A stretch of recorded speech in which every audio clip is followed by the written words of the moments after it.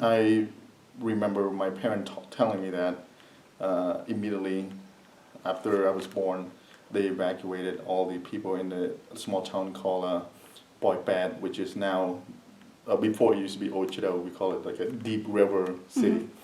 They evacuated us to the inner city of the country because they want to contain the country. So they made it into a work camp. Anyway, my family stayed under the bridge, where we can find shacks and abandoned homes, and then start moving towards the inner city of Cambodia. And the Khmer Rouge finally corralled everybody up and placed them in a work camp. And that's where I grew up.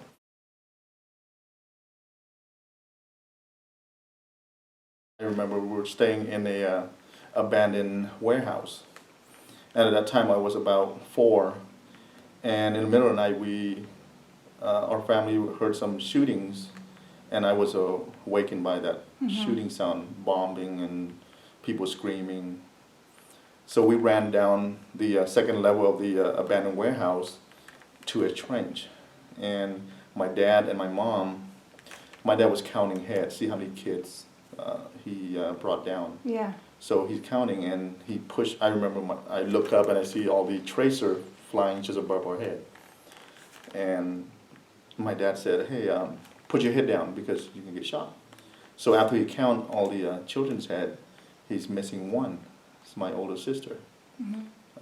So he ran back upstairs. And I think that's kind of got me to appreciate life because that the sacrifices that my parent made, risking his life to go back and get all the siblings back, other kids back down.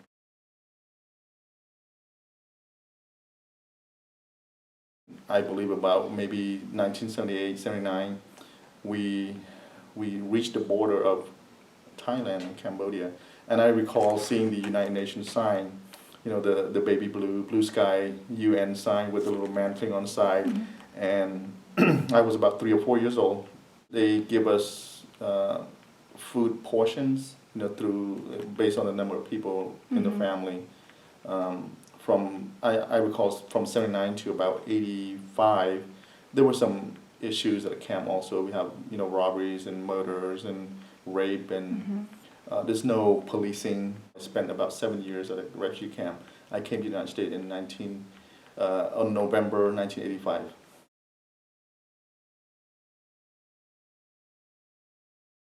When I was 16 years old, we have a job fair in high school in Long Beach.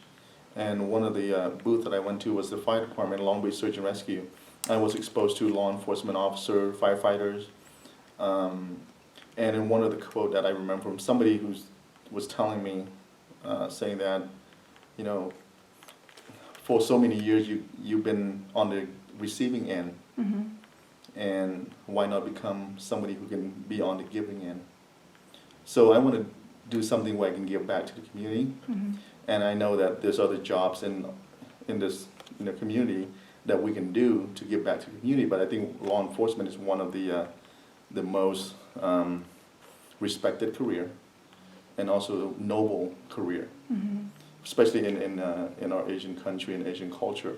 Law enforcement is very respectable and very, very noble profession.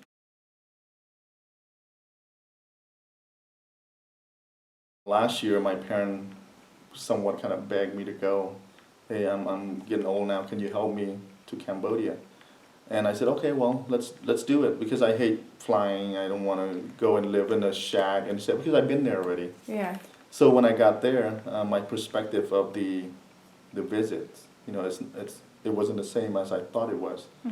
I didn't plan to do in charity. Like I told other people in the past that sometimes things just kind of fall into place. And I went there and I spent some of my own money to do charity because I didn't plan it. And I could not walk past a child sitting there begging for food.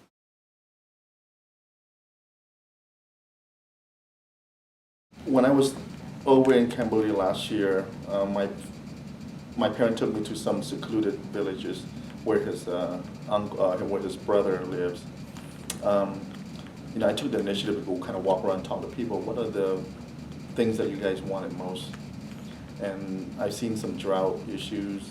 There's some part of the villages are so far away from rivers and lakes, and they're so vulnerable to drought. And my uncle actually lives in a small town that he told me that last year they didn't have enough rainwater, so all his rice crop died. And then he has to go buy water from people who has wells. I came up with this idea, if I put a water well in a community location, such as the Buddhist temple, which is open to public, it can be used as a community well. Okay. I'm not going to build one in a private residence because that person may be using it to sell and to other people. So if I put it in a Buddhist temple, anybody can come and get the water. Right. Right now, I can afford to build 2 wells from the generosity of the people here in Fresno and outside of the city.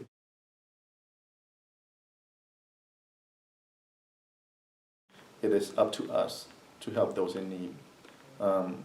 Helping people is not, because of, one person who's rich. No, it's involved a lot of people in the community. I think if we all see it like that, the world's going to be a happier place.